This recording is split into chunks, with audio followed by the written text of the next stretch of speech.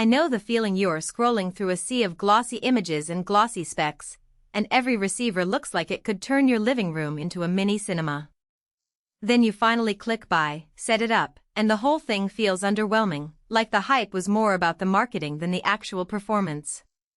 That's why I'm here today, to walk you through the Marantz Cinema 40 and help you decide if it truly lives up to the promise, or if it's another case of looking good on paper but falling short in practice. Link is in the description if you want to check the product details on Amazon. First off, let's talk about the kind of setup most people have when they start thinking about a high-end receiver. Typically you've got a 4K or even 8K TV, a few Bluetooth speakers or a full 5.1 or 7.1 speaker array, and you want that Dolby Atmos or DTS-X immersion without spending a fortune on a separate processor. The Cinema 40 positions itself as a reference-level unit that can handle 9.4 channels, 8K pass-through, and it even bundles HEOS for multi-room streaming.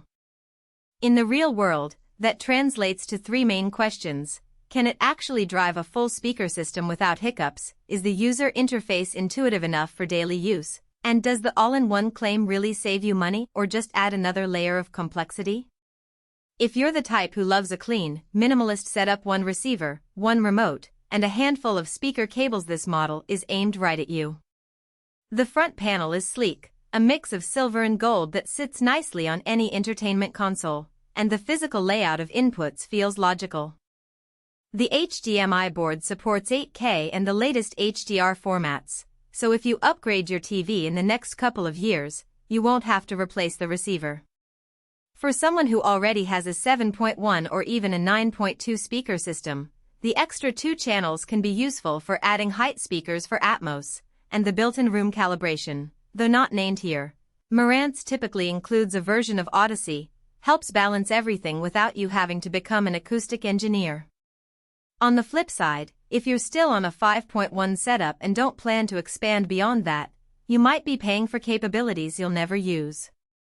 The 9.4 channel architecture means more internal components, which can lead to higher power consumption and a larger physical footprint. In a tight cabinet, that could become a snag. Also, the HEOS streaming integration is a nice perk, but it's not a full replacement for a dedicated streamer if you're after the absolute lowest latency for gaming. I've seen gamers mention that even with a strong Wi-Fi signal, the HEOS app adds a half-second of lag that becomes noticeable in fast-paced shooters. If you're primarily a gamer, a separate AVR with a dedicated low-latency mode might be a smarter purchase. Let's dig into daily usability. Most people who have actually lived with a Marantz unit talk about the remote being a bit dense. There are enough buttons to cover every function, but for the everyday user it can feel like you're operating a spaceship. The on-screen menu, however, is organized into clear tabs: input, sound, network, and system. Once you've run through the initial setup, you'll find yourself rarely needing to dive deep. The biggest win here is the effortless claim. After the one-time speaker calibration, the receiver automatically adjusts volume levels based on the source. I tested this by switching from a high-action movie to a quiet drama, and the Cinema 40 kept dialogue clear without me having to tweak the gain manually. That kind of subtle automation is a real time saver, especially if you have a mixed-use household where one person watches movies and another streams music. A practical weakness that often gets hidden in spec sheets is the heat management.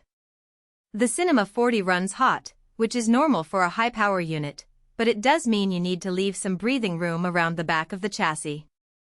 In my test rig, I placed the receiver on a low-profile shelf with a thin vent behind it. After a couple of hours of continuous 8K movie playback, the top of the unit warmed up noticeably. It didn't shut down, but it did cause the fan to ramp up, which added a low hum you can hear on quiet tracks. If your entertainment center is packed tight, you might want to invest in a small external fan or a better ventilation solution. Now, let's talk about value beyond the headline specs. The reference level badge suggests that you're getting top-tier audio fidelity, but the true value comes from the integration of streaming services and the ability to handle an 8K source without a separate upscaler.